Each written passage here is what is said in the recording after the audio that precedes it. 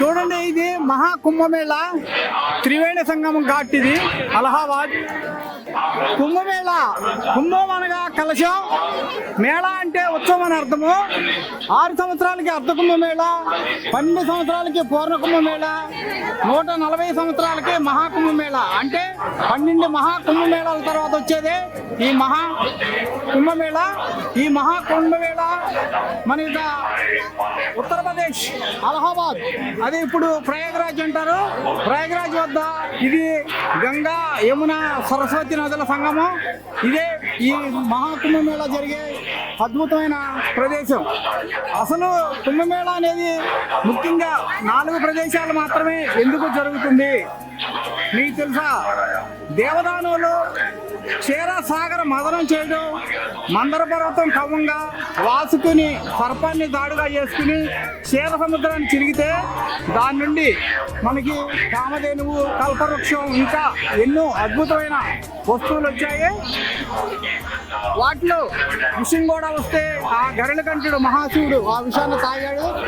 అదేవిధంగా ఆ టైంలోనే అమృతం వచ్చింది. అమృతం కోసమే మనం క్షీర సముద్రాన్ని చిలకడం జరిగింది. ఆ అమృతం కోసం దేవదానుల యుద్ధం జరిగింది. ఆ యుద్ధం అనేది 12 రోజుల పాటు జరిగింది. అంటే దేవతలకి 12 రోజులు, మనకి 12 సంవత్సరాలు అన్నమాట. అందుకనే ప్రతి 12 సంవత్సరాలకు ఒకసారి ఈ కుంభమేళ జరుగుతుంది. అసలు కుంభమేళ ఈ 4 ప్రదేశాల్లో మాత్రమే ఎందుకు జరుగుతుంది అనేది ఒకసారి తెలుసుకుంటే, మన దేవదానులు ఆ అమృతం కోసం పోటీపడి ఆ కలశాన్ని లాక్కున్నప్పుడు ఆ అమృతం అనేది 4 ప్రదేశాల్లో పడింది. అది హరిద్వార్, ప్రయాగరాజ్, నాసిక్, ఉజ్జయిని. అందుకే ఈ 4 ప్రదేశాల్లోనే ఈ మహాకుంభమేళాన్ని నిర్వహిస్తున్నారు. ఈ కుంభమేళ ప్రదేశంలోనే మనం స్నానం చేయటం వల్ల మనకి సకల పాపాలు తొలుగుతాయని ప్రతీక.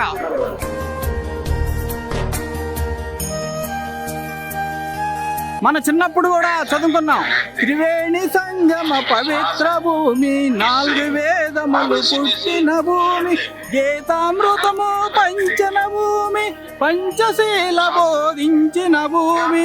అదే మన ఈ పరమ పతితమైన మన భారత భూమిలో, ఈ భారతావనిలో పుట్టడం నిజంగా మన యొక్క అదృష్టంగా, మన యొక్క ఎంత ధన్యులమో కదా. ఈ గంగానది, ఈ నదులన్నింటిలో గంగానదికే ఇంత పవిత్రత, ఇంత గొప్పతనం కల్పించడానికి కారణం గంగానది 3 లోకాల్లో ఉంది.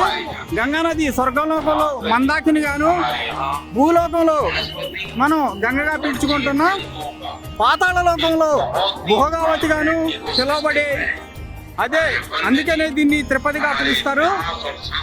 ఈ గంగానది మనకి స్వర్గలోకం నుండి భగీరథుడు తపస్సు చేసి మనకి భూలోకానికి తీసుకొచ్చాడు.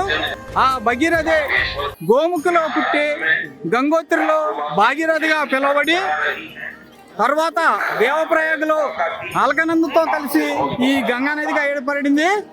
ఈ ప్రయాగరాజ్లో యమునా నది, సరస్వతి నదులతో సంగమించి త్రివేణి సంగంగా ప్రసిద్ధి కలిగిన ఈ క్షేత్రం, యమునోత్రిలో ఉద్భవించిన యమునా నది మన యొక్క శ్రీకృష్ణ పరమాత్ముని అద్భుత లీలామృతంలో ఓలలాడి ప్రసిద్ధి చెందిన ఈ యమునా నది, అలానే అంతర్వాహినిగా ప్రవహిస్తున్న సరస్వతీదేవి కూడా ఈ పరమ పవిత్ర క్షేత్రంలో 3 నదుల సంగమమే.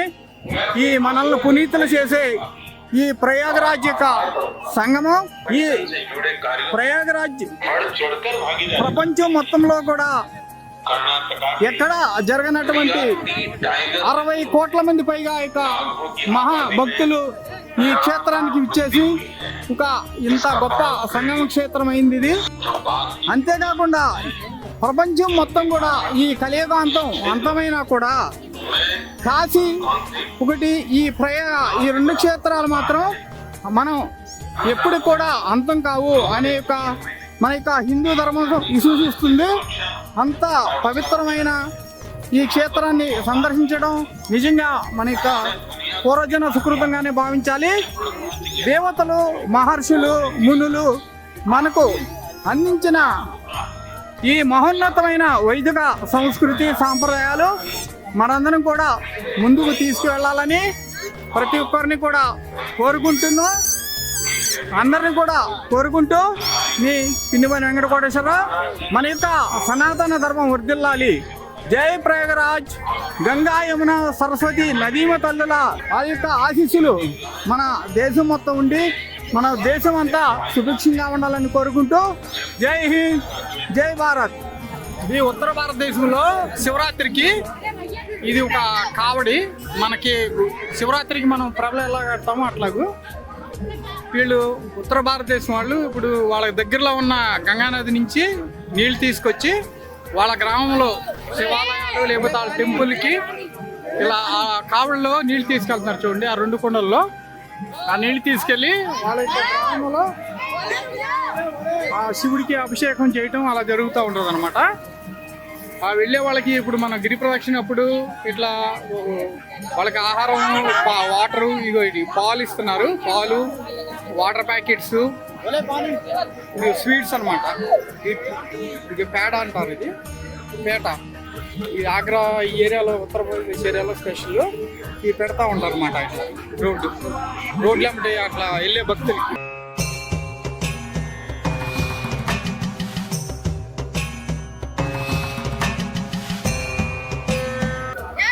గంగాజలం తీసుకెళ్తారనమాట ప్రతి ఊరికి. చాలా వందల మంది, రోజుకి కొన్ని వందల మంది ఇట్లా పాదయాత్రలో వెళ్తూ ఉంటున్నారు అన్నమాట.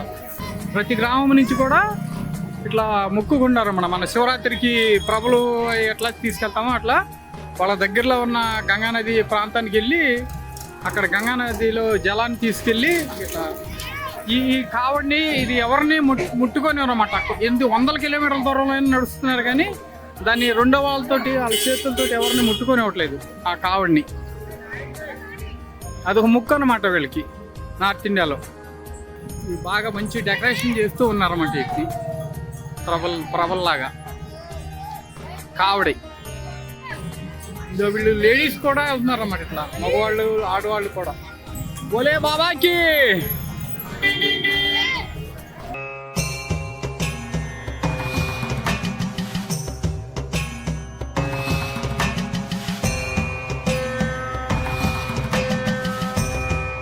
మనం శ్రీరామంకి పానకం ఇచ్చినట్లు వీళ్ళు రోడ్డు వెంట వెళ్ళే వాళ్ళకి పాలు, ఈ పేట అనే స్వీటు ఇట్లా ఇస్తూ ఉంటారు అన్నమాట అందరికి. మనం కొంచెం దూరం నడిస్తే అల్లాడిపోతూ ఉంటాము. వీళ్ళు 100 కిలోమీటర్ల దూరం నుంచి ఇలా వెళ్తూ ఉంటారంట. ఓం నమః శివాయ. చూడండి, శివభక్తి అంటే ఇదే.